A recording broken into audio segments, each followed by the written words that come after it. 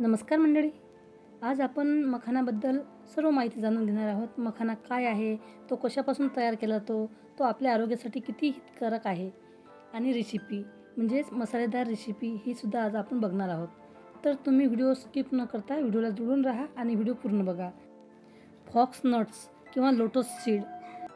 तर मखाना हा कमळाच्या बियापासून तयार केला जातो. अशा प्रकारचे बिया असतात, त्या भाजून आणि फोडून त्याच्या लाह्या तयार केल्या जातात.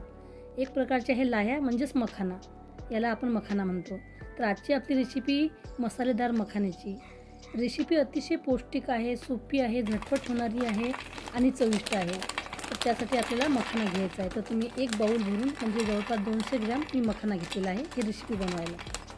आणि विशेष म्हणजे ही रेसिपी आपण उपवासाला सुद्धा खाऊ शकतो. यामध्ये जे साहित्य आपण वापरलेलं आहे ते उपवासाला चालते, म्हणून हा मखाना आपण उपवासामध्येही खाऊ शकतो. तर मसालेदार मखाना कसा तयार करायचा ते आपण या व्हिडिओत बघू. त्याचबरोबर याचे काय फायदे आहेत, ते आरोग्यासाठी किती हितकारक आहे तेही जाणून घेऊ. मसालेदार मखाना तयार करण्यासाठी आपल्याला सर्वप्रथम गॅस पेटवायचा आहे. त्यावरती मोठं भांडं घ्यायचं आहे, मोठी कढई घ्यायची आहे. त्यामध्ये अर्धा चमचा किंवा 1 चमचा तूप घ्या, साजूक तूप. तुम्ही तेलाचाही वापर करू शकता.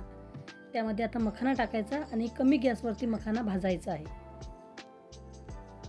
तर एकीकडे आपण मखाना भाजू आणि दुसरीकडे आपण या मखाण्याच्याबद्दल माहिती जाणून घेऊ. तर मखाण्याची बिया ह्या फुगवल्या जातात आणि त्या भाजल्या जातात आणि त्याचं लाह्या तयार केल्या जातात. तर यामध्ये भरपूर प्रथिने आहेत, फायबर, अँटीऑक्सिडंट्स, तसेच याला सुपरफूड मानले जाते. कारण मखाना हा आपल्या आरोग्यासाठी अतिशय चांगला आहे. विशेष म्हणजे उपवासाच्या काळामध्ये हा लोकप्रिय आहे. तर बघा, काही मखाण्याला असं काळी साल असते. जे बिया असतात ते बियाची साल चिटकलेली असते, तर ती साल आपण काढून टाकायची आहे.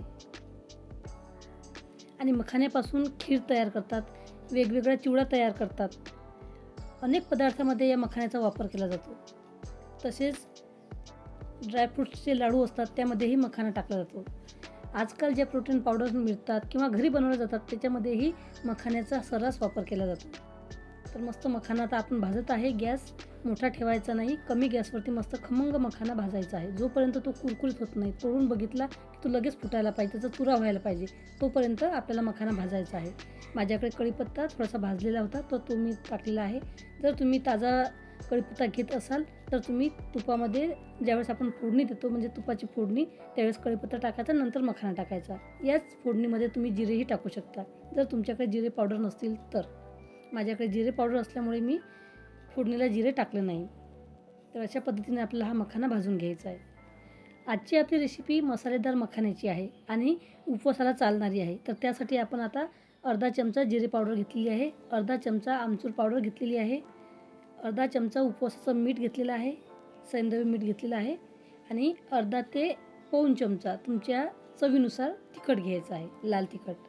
हे साहित्य आपण मसाल्यामध्ये वापरणार आहोत. तर हे साहित्य आता एखाद्या चाळणीमध्ये टाकायचं आणि चाळणीच्या साहाय्याने मखाण्यावरती शिंपडायचं आहे. तर मखाना लगभग आता मस्त भाजून तयार झालेला आहे. तो एखादा मखाना घ्यायचा, हातामध्ये कुस्करून बघायचा.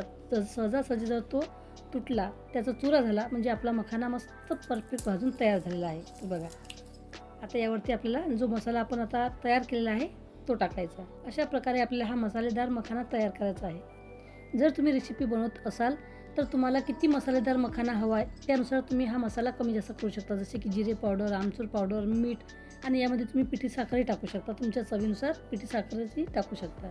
आपण बघितलं की मखाण्यामध्ये प्रथिने आहे, फायबर आहे, तसेच मॅग्नेशियम, पोटॅशियम, कॅल्शियम, लोह, झिंक आणि विटॅमिन B12 यासारखे अनेक पोषक घटक या मखाण्यामध्ये आपल्याला बघायला मिळतात. आणि आरोग्यदायी फायदे म्हणजे याच्यामध्ये कमी कॅलरी आहे, उच्च फायबरमुळे वजन नियंत्रणामध्ये राहते, रक्तातील साखर नियंत्रित करण्यासही मदत करते आणि पचनासाठीही उत्तम आहे. म्हणून याचा उपयोग स्नॅक्स म्हणून खाणं, खीर, सूप किंवा इतर पदार्थामध्ये टाकून त्याचा वापर करणं. थोडक्यात काय, तर मखाना हे एक पौष्टिक आणि आरोग्यदायी अन्न आहे, ज्याला कमळाचे बिया म्हणून ओळखलं जाते. तर मखाना आपला मस्त तयार झालेला आहे. आणखी थोडासा मी यावरती मसाला शिंपडलेला आहे. थोडा परत मिक्स करून घेणार आहे आणि पूर्णपणे थंड करून एअरटाईट डब्यामध्ये भरून ठेवणार आहे. अशा प्रकारचा मसालेदार मखाना तुम्ही उपवासालाही खाऊ शकता किंवा असंही खाऊ शकता. व्हिडिओ आवडला तर व्हिडिओला लाईक करा, कमेंट करा आणि शेअर करा. आणि तुम्हाला मखाण्याबद्दल माहिती होती का हे कमेंटमध्ये लिहायला विसरू नका. धन्यवाद मंडळी.